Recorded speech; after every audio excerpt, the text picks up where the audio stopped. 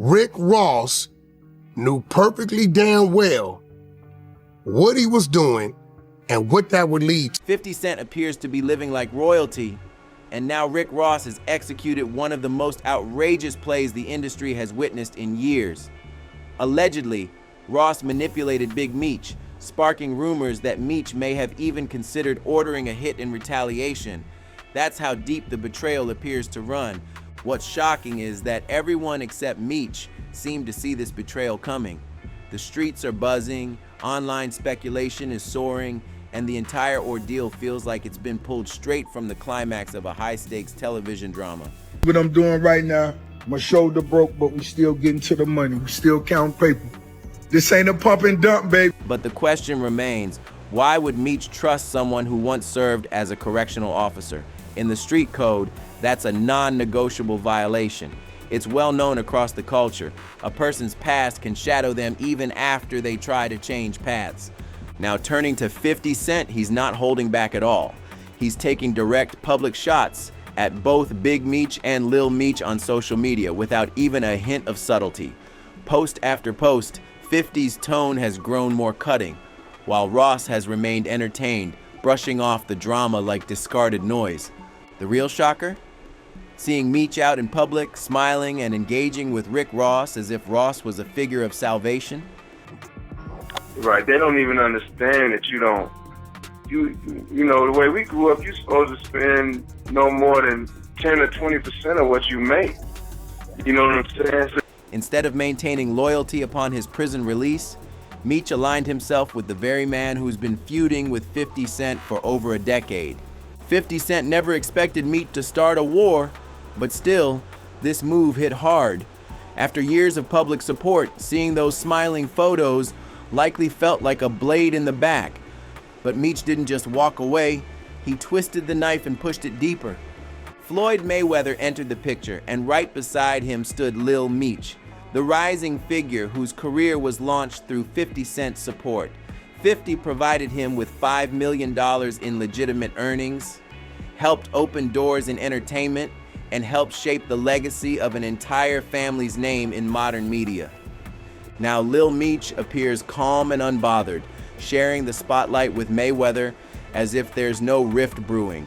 For many observers, this is seen as a questionable way to respond to someone who helped build the very foundation of his success. Loyalty in this scenario seems absent, and the streets have noticed. While some argue that Big Meech's legacy gave 50 a platform, there's no denying that 50 Cent took that story and did more than profit. He built an empire. He created business avenues, launched careers, maintained professionalism, and elevated the BMF brand with intention and precision. The contrast with Rick Ross is striking. Bad guy out of all of this. Who's the bad guy? I don't think there's a bad guy. No, yes it is. Yeah, Vlad, let's talk about it. I think Meech is the one that made a mistake. No. No? You think 50? No. Lil Meech? No. Getting now. Rick Ross knew perfectly damn well what he was doing and what. Ross, instead of preserving any integrity, allegedly treated Big Meech as nothing more than a strategic piece in a larger, calculated street chessboard. Every move seemed like part of a broader manipulation, staged for drama, headlines, and attention. Ross anticipated the fallout and watched it unfold like a pre-written script. But the twist came when Ross vanished, just as tensions hit a boiling point.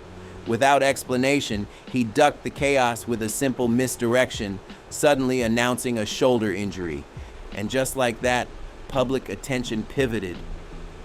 Sympathy posts started rolling in, but many weren't buying the narrative. That injury story arrived conveniently while Ross was under intense fire for the failed crypto venture, the infamous Boss token collapse. It was a distraction, plain and simple. Critics labeled him Rug Ross, accusing him of pulling the rug out from under loyal supporters who invested real money and received no clarity or apology in return. They grabbed the assets and disappeared without leaving a trace behind. The timing raised eyebrows, just days after Ross had been seen publicly entertaining Big Meech, acting as though everything was under control.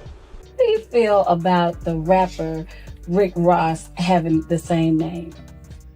Well, the fact that he stole my name, not that we had the same name, he actually stole my whole story, my identity, the whole thing.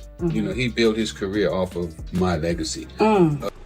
Then came the crypto disaster, and suddenly the consequences began to surface. Lies, misdirection, and impulsive actions caught up with him.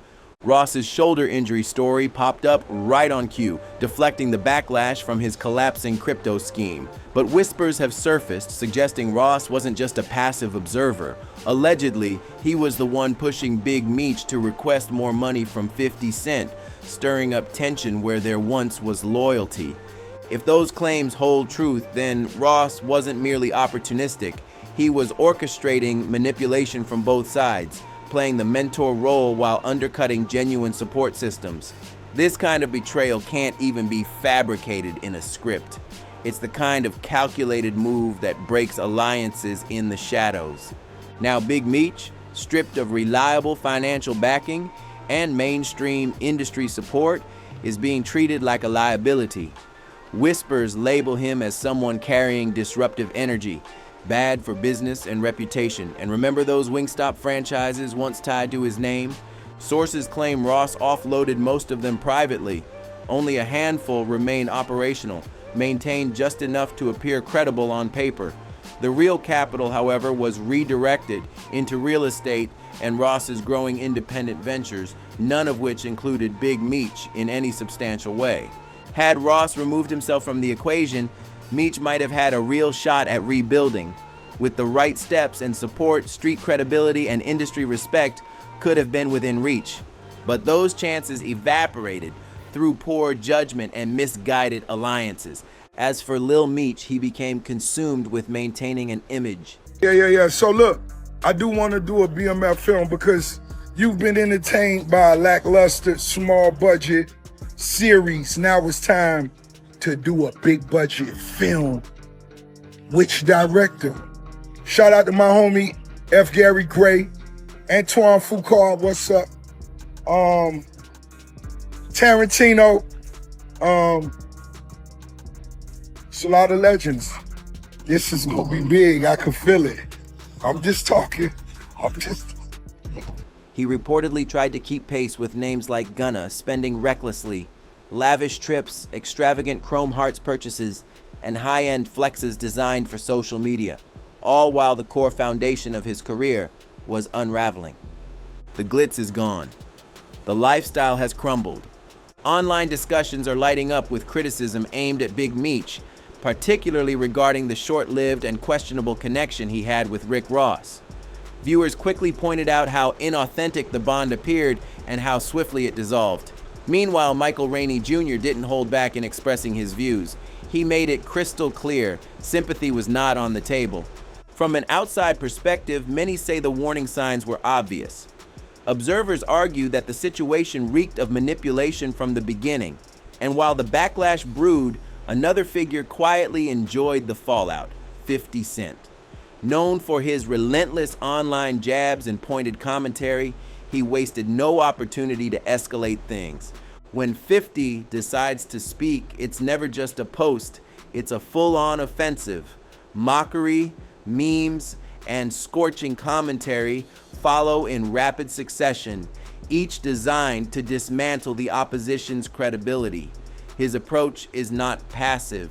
It's strategic, theatrical, and nearly impossible to ignore when activated. Even DJ Vlad acknowledged the power dynamic, warning against provoking someone who understands narrative warfare. 50 Cent can take one moment, twist it, stretch it, and create a wildfire that consumes reputation simply to make a statement and confirm that he predicted the outcome all along. But let's be real. This isn't just about Meech. Rick Ross has also faced serious criticism. Recall the infamous incident in Canada when Ross abandoned his team mid-chaos, left them stranded, and later returned with bizarre claims that it was merely a loyalty test. That's not a show of leadership. It's widely viewed as manipulative conduct. Ross used grand gestures and hollow promises to lure Meech away from long-standing alliances. He promised fortune, fame, and renewed influence only to vanish when things got tough. No follow-through, just empty rhetoric wrapped in theatrics. And while the public was captivated by the drama, Whack 100 came through with a grounded assessment. He called it exactly as it appeared. If Ross truly intended to support Meech, he would have handled the entire partnership with discretion and integrity. Instead, Ross paraded intentions to purchase rights to the BMF series, mocked 50 Cent during interviews, and stirred unnecessary tension.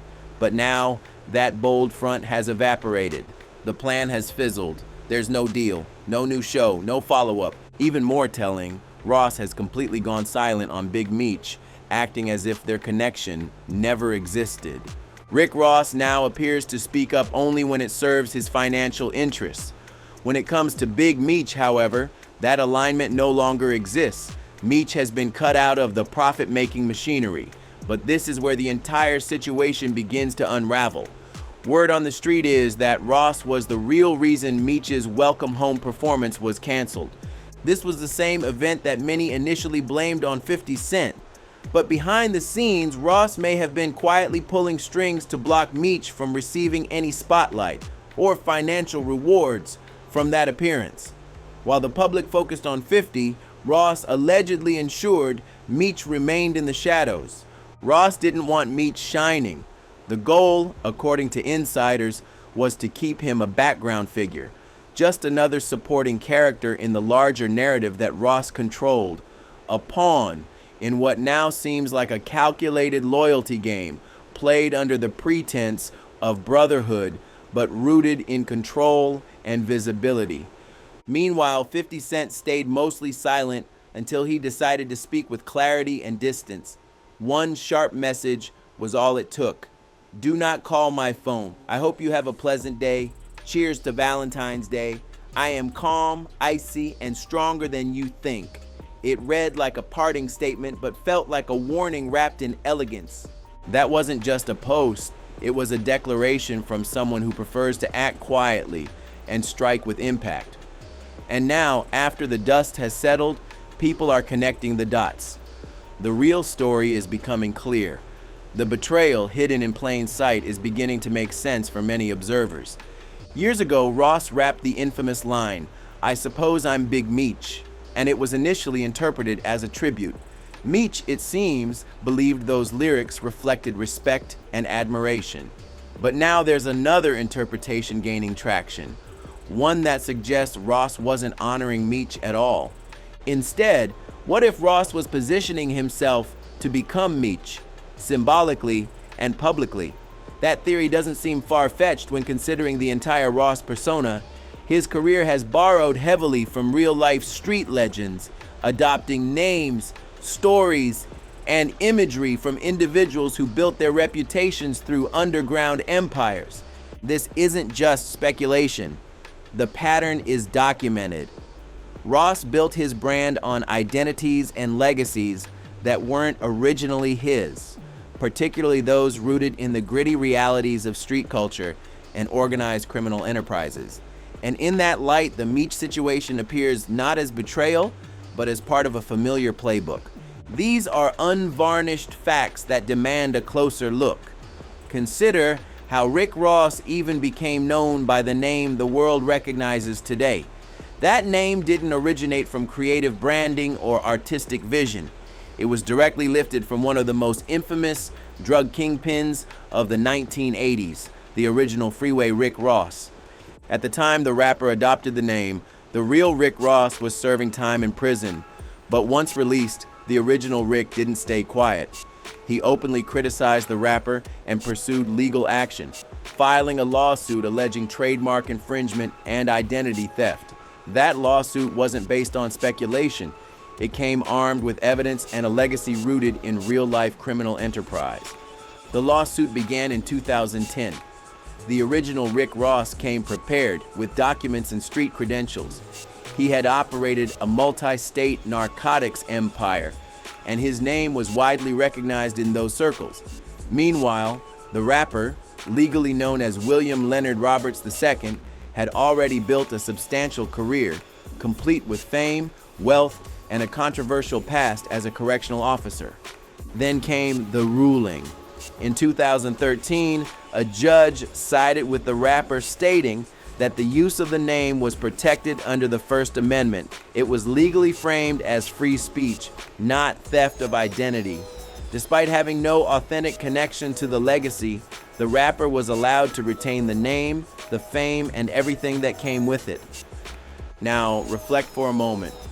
Given Ross's history, is it really unthinkable that he might also leverage the name, image, and story of Big Meech to further his own narrative and influence? When viewed in that context, loyalty may not have been the motivation. Heritage exploitation might be a more accurate term. From that lens, this story shifts significantly. Ross's infamous line, "I think I'm Big Meech," delivered in the BMF-themed anthem, was widely perceived as homage. But was it really respect? Or was it an early clue to a much bigger play? As soon as Big Meech was released from prison, Ross was visibly present, smiling, posing for photos, and aligning himself with the legend's story. But when it came time for real support, for actual help in rebuilding, Ross suddenly disappeared. No guidance, no loyalty, no public alignment, just silence. And this vanishing act isn't a first. It follows a pattern. When relationships no longer serve the larger goal, when loyalty becomes inconvenient, Ross fades into the background. Those watching closely have seen this cycle before.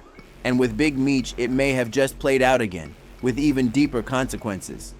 This entire chapter makes one thing abundantly clear. Big Meech's return to the spotlight has been anything but smooth. What was once imagined as a triumphant comeback now appears tangled in drama, mistrust, and fractured alliances. And with 50 Cent continuing to hover in the background, it's evident that this saga is far from finished, not even close. After such a long time behind bars, many expected Meech to emerge sharper, more strategic, and better equipped to navigate new challenges. Instead, the choices made since his release suggest a lack of clear direction and a troubling inability to distance from questionable figures. The potential for redemption seems to have been replaced with familiar missteps and public scrutiny. A viral online comment summed it up best. That's karma, served hot, fresh, and unfiltered. The court of public opinion is watching every move with intensity.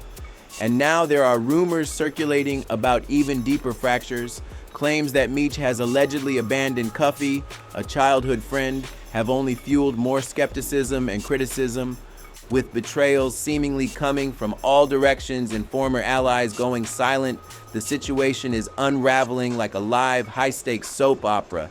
Each post, picture, and period of silence is now subject to analysis. Every minor detail is being treated as part of a larger strategy or collapse. The question now becomes clear: is Big Meech quietly plotting a move of retaliation against Rick Ross? Or has the weight of the backlash convinced him to accept what's happened and push forward silently, far away from the spotlight? No matter the answer, the chaos surrounding this story proves that in this business, peace is rarely permanent and loyalty is often tested. Drop your thoughts in the comments below. And if you're following this saga as closely as the rest of the world, make sure to like this video and subscribe to the channel. There's always more to uncover, and the next chapter might arrive sooner than expected.